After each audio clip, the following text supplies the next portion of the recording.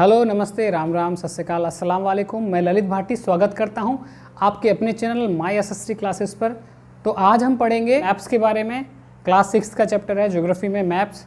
तो आज हम जानेंगे कि मैप क्या है, ग्लोब क्या है, मैप और ग्लोब में क्या डिफरेंस है, मैप के एडवांटेज क्या हैं, टाइप्स ऑफ मैप पढ़ेंगे और स्केच और प्लान के बारे में पढ़ेंगे कि इनमें क्या डिफरेंस है। तो चलिए शुरू करते हैं आज का चैप्टर मैप्स।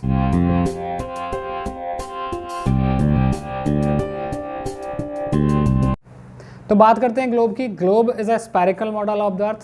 जैसा कि आप देख सकते हैं यहाँ मेरे पास ये ग्लोब है। यहाँ ग्लोब पर आप अपनी कंट्री देख सकते हैं लेकिन अपने शहर नहीं देख सकते। आप देखिएगा कभी ग्लोब पे बहुत मेजर शहर हैं जो उनके ही नाम मुश्किल से आप ढूंढ पाएंगे। तो अब इस समस्या को सॉर्ट आउट करने के लिए हमने बनाए मैप्स। मैप क्या है? Map is a representation of an area or a part of area on a flat surface. एक सरफेस पर, एक प्लेन कागज़ पर किसी एरिया को दर्शाना, उसे हम कहते हैं मैप या नक्शा। आप अपनी लाइफ में कई बार मैप्स देखते हैं, जैसे गूगल मैप्स पे भी आप अपने घर, स्ट्रीट, ये सब फाइंड आउट करते हैं। तो मैप और ग्लोब में मेजर ये डिफरेंस है कि ग्लोब को कैरी करना बहुत आसान नहीं है, उसे हम फोल्ड नहीं कर सकते आसानी से और ले जा नहीं सकते। मैप को हम एक कागज़ का पर्चा समझिए, उसे हम फोल्ड करके ले जा सकते हैं। तो ये अंतर है मैप और ग्लोब में सबसे ज़्यादा। बात करते हैं आर्ट ऑफ मैप मेकिंग या नक्शे बनाने की जो कला है, उसे हम कहते हैं कार्टोग्राफी। कार्टोग्राफी या कार्टोग्राफर उन लोगों को कहते हैं जो मैप बनाते हैं या मैप डिज़ाइन करते हैं। अब इस हिस्ट्री में अगर हम जाते हैं तो पाते हैं कि एंशियंट टाइम्स से ही लोग मैप्स का यूज़ कर रहे थे, लेकिन वो अलग बात है कि उस टाइम पे मैप्स इतने एक्यूरेट नहीं थे। वैसे आजकल हम पेपर वाला मैप नहीं यूज़ करते हैं। गूगल मैप ने इतनी आसान बना दी है चीज़ें कि हम जाते हैं और गूगल पे मैप में कहीं भी कुछ भी ढूंढ पाते हैं। तो मैप्स का जो यूज़ है वो बहुत पुराने समय से रहा है। जब से लोगों ने आना जाना शुरू किया तो उन्होंने एक आइडिया लगाया कि भाई ये इस चीज़ को हम इस तरह दिखा सकते हैं ताकि लोगों को आसानी हो यहाँ से गुजरने में, जाने में। तो रफ मैप पहले से, बहुत पहले से, हज़ारों सालों से भी लोग यूज़ कर रहे हैं। लेकिन इसी कड़ी में एक सबसे फेमस कार्टोग्राफर है जो अरेबियन कार्टोग्राफर है, वो है अल इदरीसी। माना जाता है कि वास्को डी गामा और कोलंबस ने भी उन्हीं के मैप यूज़ किए थे विश्व की यात्रा करने के लिए। लेकिन उनके मैप के साथ एक समस्या थी कि उन्होंने, नॉर्थ हमेशा मैप में ऊपर होता है जो हम देखते हैं आज, लेकिन उन्होंने साउथ को ऊपर दिखाया था। तो ये हिस्ट्री है। और ये बात याद रखिए, कई बार ये क्वेश्चन पूछा जाता है कि फेमस अरेबियन कार्टोग्राफर कौन है, तो वो है अल इदरीसी। एक और फेमस कार्टोग्राफर रहे एनेक्सीमेंडर, मोहम्मद अल इदरीसी और एनेक्सीमेंडर, जो इतिहास में बहुत फेमस कार्टोग्राफर रहे हैं। एनेक्सीमेंडर ने वर्ल्ड का पहली बार पूरा कंप्लीट मैप बनाया। बात करते हैं काइंड्स ऑफ मैप या टाइप्स ऑफ मैप। मैप कितने प्रकार के होते हैं, मैप किस किस तरह के होते हैं?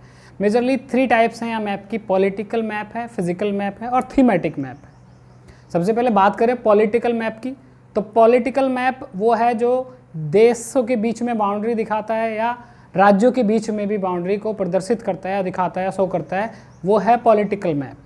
कई बार पॉलिटिकल मैप्स को लेके बहुत झगड़ा होता है, जैसे हम या फिर कहें चाइना हमारे कई सारे हिस्सों को अपने मैप में दिखाता है और हमारे साथ भी कुछ, नेपाल का भी रिसेंट में इस तरह। तो वो सब पॉलिटिकल मैप में है। अब दूसरे नंबर पर हम बात करते हैं फिजिकल मैप की। फिजिकल क्या है?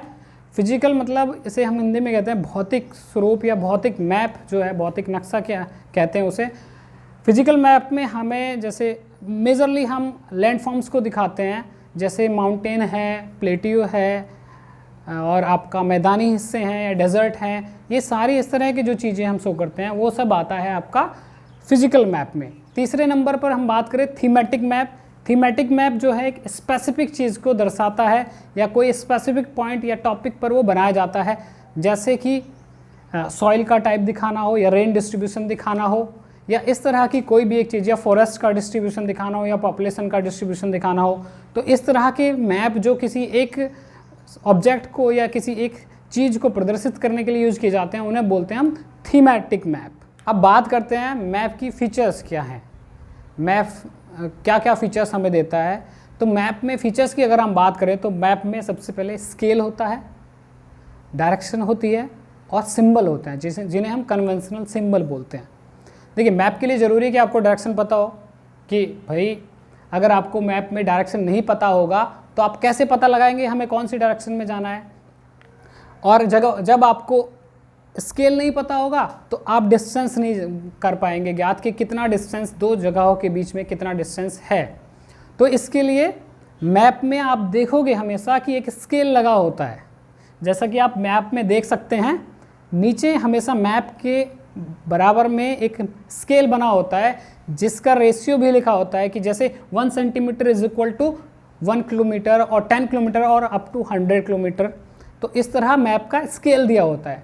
अब बात करें डायरेक्शन की तो हमेशा मैप में एक एरो ऊपर की तरफ बना होता है और उस पर एन लिखा होता है। सभी मैप्स में नॉर्थ ऊपर की तरफ होता है तो वो हमें डायरेक्शन दिखाता है। अगर हमें नॉर्थ का पता चल गया तो ऑब्वियसली हम सारी दिशाएं फिर जान पाएंगे। एक दिशा पता लग जाएगी तो फिर हम सारी जान पाते हैं। नॉर्थ के सामने साउथ होता है, फिर ईस्ट और वेस्ट। तो इस तरह हम मैप के लिए ज़रूरी है कि उस मैप में डायरेक्शन भी दिया हुआ हो कि किस डायरेक्शन में कौन सी चीज़ें हैं या नॉर्थ किधर है, ये सब देना ज़रूरी है। एक मैप की एक खासियत होती है, एक फीचर होती है। और स्केल की मैंने बताया आपको, स्केल भी लिखा होता है हर एक मैप में। अब बात करें सिंबल की, देखिए मैप में हम सारी चीज़ें एक्चुअल उसके जो रूप है या जो एक्चुअल उसका साइज है उसमें नहीं दिखा सकते। इसके लिए हम यूज़ करते हैं छोटे छोटे सिंबल्स।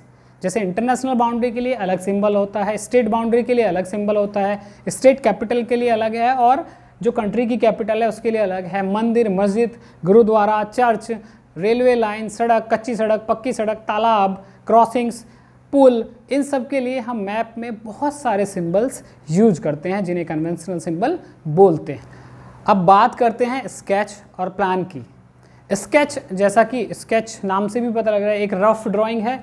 रफ ड्राइंग बनाते हैं स्केच की। जैसे सपोज आपका स्कूल है, आप किसी को समझा रहे हो, आपने इस तरह बनाया कि ये मेरा स्कूल है, यहाँ से मेन सड़क जा रही है और यहाँ पे मेरे स्कूल का मेन गेट है, इधर यहाँ प्रिंसिपल ऑफिस है, ये इधर सारे क्लासरूम्स हैं, ये प्लेग्राउंड है, पीजी कर देता हूँ शॉर्टकट में, प्लेग्राउंड।